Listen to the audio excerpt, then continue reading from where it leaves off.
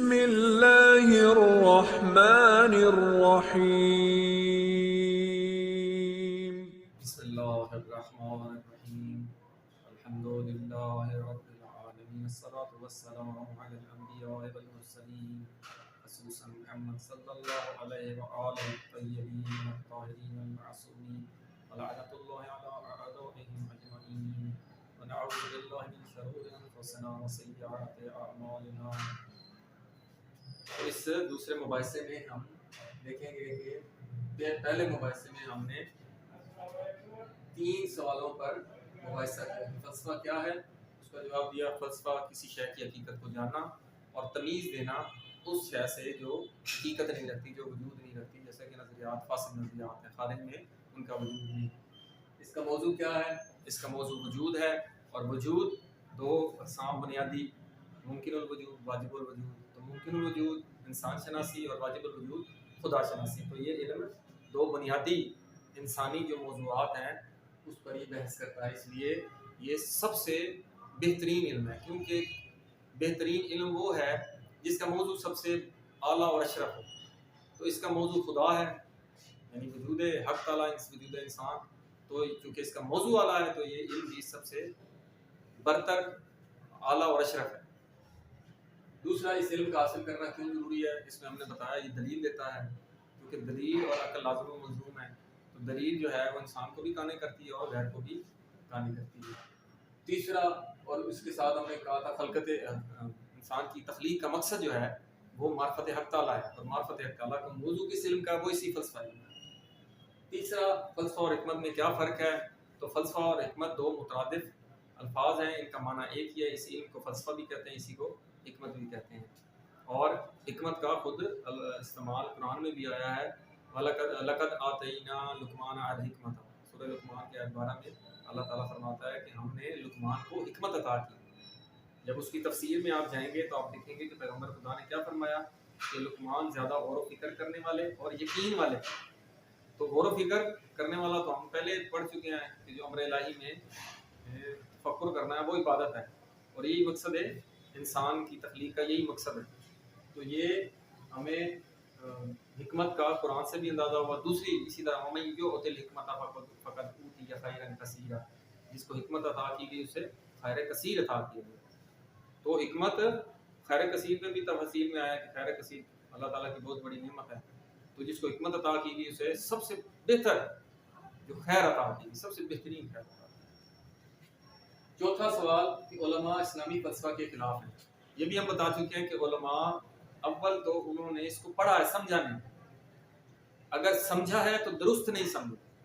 تو اس سوال کے جواب میں ہم یہ بتائیں گے کہ فلسفہ اور حکمت کو سمجھنے کے لیے جو شرط ہے، ایک تو ہم نے بتایا تھا منطق، وہ فلسفے کی زبان کو سمجھنے کے لیے، لیکن یہ شرط ہے کہ انسان کو طہارت قلبی اور تزکیہ نفس ہو. تو طہارت قلبی اور تزکیہ نفس کس علم کا موضوع ہے؟ وہ ہے علم اخلاق. اور علم اخلاق بھی فلسفہ کی ایک برانچ ہے. انشاءاللہ اسی کے مقابل ہم علم اخلاق کو بھی، اس پر بھی مباحثہ ساتھ ساتھ جاری رکھیں گے. تو طہارت قلبی شرط ہے، اور قرآن میں آپ دیکھ لیں، اسی طرح حدیث کے باب ہیں، بلکہ اصول کافی میں جو کتاب دوم ہے، کتاب الکفر والایمان، اس میں 200 سے زیادہ ابواب ہیں صرف علم اخلاق پہ. انسان نے قلبی طہارت کیسے حاصل کرنی ہے، اپنے آپ کو باطنی طور پر کس طرح صاف کرنا ہے. اس لیے پیغمبر خدا نے فرمایا کہ جس کا دل پاک ہو اس کا بدن بھی پاک ہوتا ہے، اور جس کا دل نجس ہو اس کا بدن بھی نجس اور ناپاک ہوتا ہے. تو یہ طہارت قلبی شرط ہے. تو اس کی کمی کی وجہ سے یہ نظریات میں سمجھ نہیں آتی، انسان غلط ڈائریکشن کے چلا جاتا ہے. پانچواں ہے کئی غلط نظریات کے بانی کی فلسفہ ہی. تو یہ ہم اسی پچھلے سوال کے جواب کے ضمن میں یہ بھی جواب آئے گا کہ انہوں نے فلسفہ کو سمجھا نہیں ہے یا اس کی بنیادی شرائط کو پورا نہیں کیا.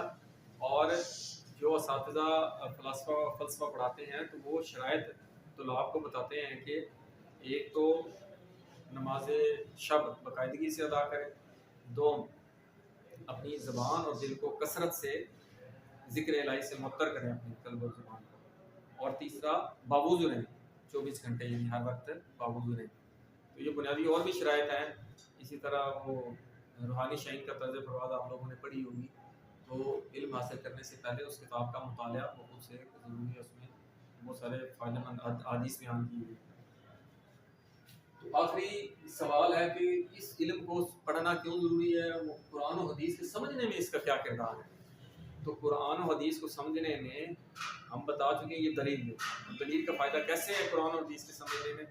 خود قرآن کیا کہہ رہا ہے سورہ آل عمران میں کہ والذی انزل علیک الکتاب، وہی اللہ تعالیٰ جس نے آپ پر کتاب کو نازل کیا، منہ آیات محکمات، اس میں محکم آیات ہیں، ہن ام الکتاب، وہی اس کی اصل ہے، یعنی وہ بنیاد ہے، وہ کلی قوانین ہیں، وَأُخَرُ مُتَشَابِهَاتٌ، اور اس کے علاوہ جو دوسری آیات ہیں وہ کیا ہیں؟ ایک تو محکم ہے، دوسری کیا ہے؟ متشابہات ہیں۔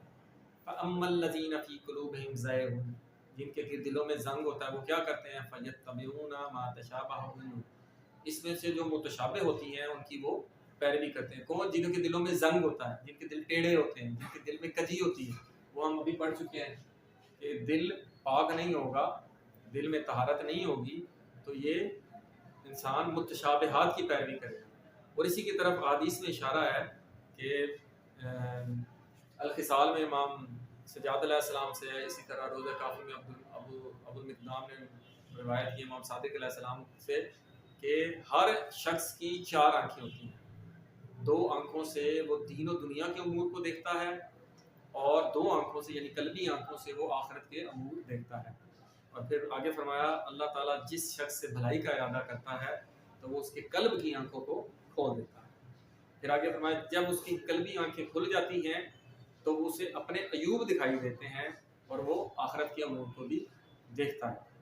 تو یہ دل کی آنکھیں، یہ تزکیہ نفس آپ کریں گے، اس دل کو پاک کریں گے تو وہ آنکھیں کھلیں گی، اور اس کو ہم علم اخلاق میں پڑھیں گے۔ تو وہ جب دل کھل جاتا ہے تو پھر آپ دل کا پاک صاف ہوتا ہے اور دل کا ٹیڑھا پن اور اس کی کجی ختم ہوتی ہے، تو پھر آپ اس کو سمجھ سکتے ہیں۔ پھر اس کے لیے دلیل کہاں سے آتی ہے؟ وہ دلیل آپ کو فلسفہ دیتا ہے۔ آپ دیکھا بہت سارے علماء نے عقائد بنائے ہیں متشابہات پہ، وہ متشابہات کو محکم کہتے ہیں۔ اب کیسے سمجھیں گے کون سا محکم ہے کون سا متشابہ؟ تو محکم اور متشابہ کے بارے میں روایات ہیں، جیسے کہ امام نے فرمایا کہ ہماری احادیث میں قرآن کے محکم کی طرح محکم احادیث ہیں، اور قرآن کی محکم آیات متشابہ آیات کی طرح متشابہ احادیث ہیں۔ بس جس شخص نے متشابہ کو محکم کی طرف پلٹایا خود یا الی صراط مستقیم، اسے سیدھے راستے کی ہدایت عطا کی گئی۔ اب متشابہ کو محکم کی طرف پلٹانا ہے، اور وہ کس طرح پلٹائیں گے؟ وہ دلیل سے، کیونکہ روایات میں آیا کہ قرآن میں محکم بھی ہے متشابہ بھی ہے، خاص بھی ہے عام بھی ہے، مقید بھی ہے اور ایک عام ہوتی ہے، اور محکم اور متشابہ بھی ہیں۔ تو ان کو آپ نے کس طرح جانیں گے؟ اس کو دلیل سے ہم ثابت کریں گے، اور دلیل ایسی نہیں ہے، دلیل یہ ریاضی کے کلی قوانین کی طرح 2 + 2 = 4، جس کو کوئی انکار نہیں کر سکتا۔ بعض جو متشابہ روایات کی پیروی کرتے ہیں وہ دلیل لاتے ہیں، نہیں، وہ مغالطہ ہوتا ہے، وہ وہم سے مغالطہ ڈالتے ہیں، اور عقل جو ہے وہ اس کا توڑ ہے، وہ ایسی دلیل پیش کرے گا جو اس کو فاسد اور باطل کر دے گی۔ تو ہم نے یہ بنیادی اپنے دوسرے مباحثے میں یہ سوالات کے جواب، جسے بنیادی طور پر آپ لوگوں کو اس کا سمجھ آ گئی کہ فلسفہ کیا چیز دیتا ہے اور اس کا علم حاصل کرنا کیوں ضروری ہے۔ تو انشاءاللہ تیسرے مباحثے میں ہم علم کی اقسام بیان کریں گے تاکہ ہم جانیں کہ فلسفہ کی کیا کیا آگے اقسام ہیں۔ تو اس سے انشاءاللہ اگلے درس میں ہم اس کا کتاب کا باقاعدہ آغاز کریں گے۔ الحمدللہ رب العالمین۔